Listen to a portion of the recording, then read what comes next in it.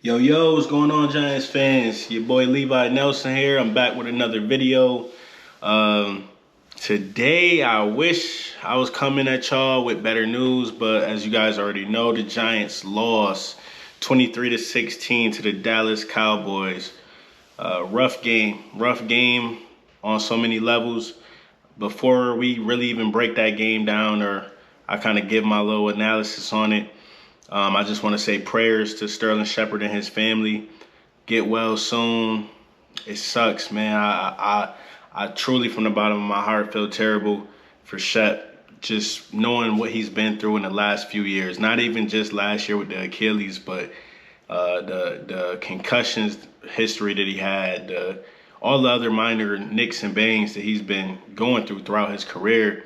And I just hate when people try and stick labels on players, and when something like that is outside of what he can control. All he can do is hit the weight room, rehab, work hard, get back on the field. He can't control what happens next if he gets re-hurt or re-aggravated injury.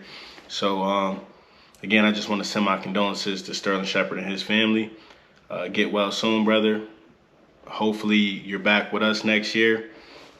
And that's that. But yeah, so let's go ahead and get into it, guys. Appreciate y'all. If you guys are new to the channel, make sure you like, comment, subscribe. Make sure you turn that notification bell on so you don't miss any of this dope content, all right? Y'all already know where I'm about to go with this. The offensive line woes. Wow. Wow, that was tough. That was tough seeing Daniel Jones running for his life out there. But it's fixable. I feel like the issues we had are fixable. Dallas is one of the best fronts in the league, in the entire NFL right now. They lead the entire league in sacks. So it ain't just us they've been getting after. They've been getting after every quarterback so far. Now, I do know that Evan Neal was responsible for giving up 3 sacks. But my biggest concern, because I know he's going to get better. He's a rookie. These are the same type of things that Andrew Thomas struggled with in his rookie season. So I'm not really worried about Evan Neal. I know he's going to get better as he continues to get experience and go against other pass rushers and things of that nature. But the guard positions, like, oh my God. And even the center with John Feliciano, I see PFF gave him a pretty good run block grade, but I feel like the entire interior, left guard, right guard, center, wow, like we gotta do better. We got 2 veterans that we just brought in on contracts with John Feliciano and Mark Lewinsky, and it just doesn't look like it. I feel like we going through the same things that we've been going through in prior years, minus Andrew Thomas being a fucking stalwart, a fucking bruh. Andrew Thomas, highest graded left tackle and the highest graded lineman in the entire NFL right now. So super impressive, super impressive. My man got to be all pro this year. Got to be all pro, got to make his first Pro Bowl.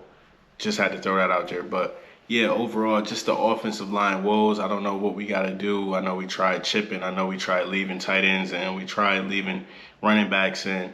But we can't do that, or else it cripples the offense. It's less receivers. More guys in the block means less receivers out running routes. So we got to clean that up before the Bears this Sunday. That's my first thing I want to touch on.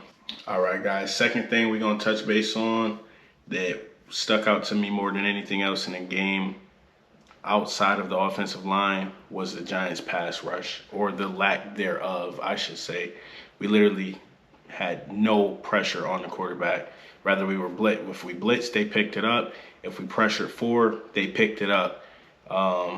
It was nice having Azeez Ojulari and Kayvon Thibodeau back out there, or out there for the first time this season, but it really didn't make a difference. It actually looked worse, but I know both of those guys were on the pitch count. I wasn't expecting too much with their first game being back, knowing how they were going to be on the pitch count. Also, they're just trying to work their way back into the defense and into the scheme of things like that. So that's something that I already kind of was prepared for. not only was the pass rush non-existent, but the run defense was just as bad or worse. I underestimated how big of a difference it would be without Leonard Williams being out there. They were double teaming Dexter Lawrence basically every play. He couldn't be a major factor. He still had a couple pressures, things like that. I believe he had 5 tackles, 1 solo, but man, just no gap integrity. Linebackers shooting gaps, not shooting the wrong gap, or 2 guys in the same gap, which we all know since Pop Warner days, you can't do it. You can't do it. Nobody able to set the edge. Jihad Ward, all these guys that were setting the edge in prior weeks, O'Shane Ximines, all these guys were non-factors and non-existent in this game, including Azeez Ojulari and Kayvon Thibodeau. I expect things to get better. I expect them to clean this up before week 4 against the Bears, because we all know that is all the Bears want to do is run the football. It's got to be better.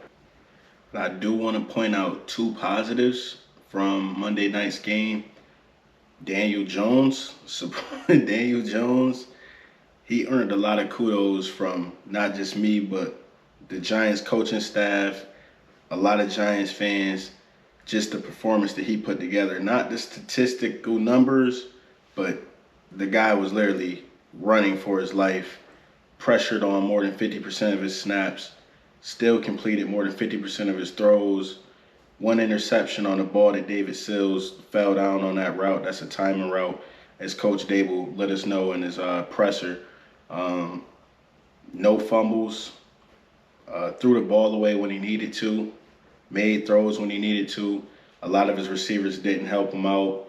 Kenny Golladay with that crucial drop. Shepard with a crucial drop on 3rd down as well. The guys around him has to step up. The guys around him has to play better. The offensive line has to play better. The wide receivers got to get separation, and they got to catch the ball when they get separation. But Daniel Jones, kudos to Daniel Jones, for sure. Played a solid game, really solid game. And I'll piggyback off of that. My second positive, for 3 weeks now, Saquon Barkley has been looking phenomenal. Post-injury, Saquon is looking like rookie year Saquon. Still leading the league in scrimmage yards, 2nd in the league in rushing yards. If he got more attempts, he'd be 1st. Only had 14 attempts, 125 total yards, and a touchdown Monday night. Very solid performance. That 36-yard touchdown run. Wow. Wow, he showed it all. He showed the breakaway speed. He showed the elusiveness. He showed the power. He showed the decisiveness to one cut, take it up the middle, then dance to the outside, then juke to the outside, make 2 defenders miss, and beat Trayvon Diggs on his way to the end zone. Very impressive. All right, guys, and the last thing I'll touch on following the Cowboys game that I already slightly spoke on is what we're going to do at receiver. We know Sterling Shepard is out for the remainder of the year. Kadarius Toney still nursing the hamstring. Wan'Dale Robinson is still nursing the knee. That's 3 players that's most likely not going to be available for us to come this Sunday as we take on the Bears. So, hey, Kenny Golladay, you've been in the tabloids. You've been all over the newspapers. You've been all in interviews. It's your chance, bro. It's your chance to step up. I'm personally a Kenny Golladay believer. Everybody's against him right now. Hey, I know what that feel like. His back is against the wall. I feel like the 2 drops he had in Monday night's game was due to him just pressing, him just trying to make a play and show that he belongs on the field. At this point, we ain't got no choice but to put him on the field. I expect him to go out and have a big game versus Chicago. I also expect the other receivers to step up. Richie James is our leading receiver right now. I expect him to continue to play well. And Darius Slayton to finally get his shot as well. Let's see what those guys can do. We got some other guys on the practice squad we may be bringing up. I've been hearing a lot about these rumors with Odell possibly coming back. Come on, Odell. Come on home, bruh. But either way, we got to get it done this Sunday. He ain't going to be here to help us Sunday. I expect for Kenny Galladay, Richie James, Darius Slayton to step up. David Sills, step up. And let's go get it. Let's go get us a win this Sunday, guys. Go Big Blue. Again, I want to appreciate you guys for watching all the way through this video. Make sure you like, comment, subscribe. And I'll make sure I tap in with you guys later this week. Let's go, Giants.